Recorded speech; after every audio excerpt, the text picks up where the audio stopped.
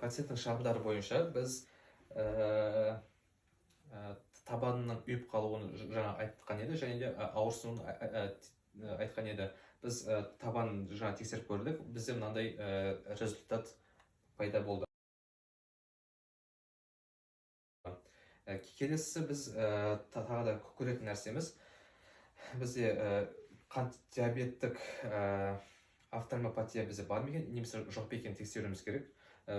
Қант диабетпен ауыратын көп науқастарда біз көбінесе біз катарактаны көреміз, немесе біз ретинопатияны көреміз.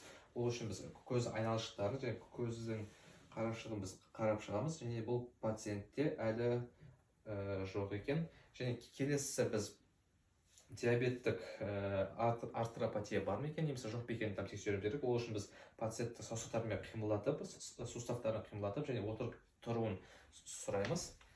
Және де отырып тұрған кезде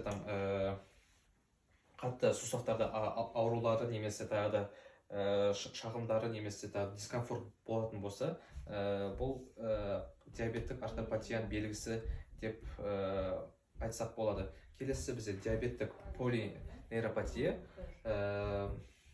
Полинейропатия кезінде біз пациенттен параличтарды байқаймыз, немесе парездерді байқасақ болады.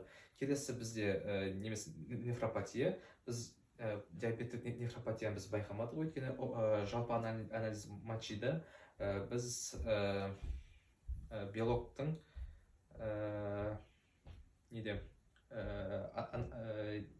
анализде болмауымыз байқадық.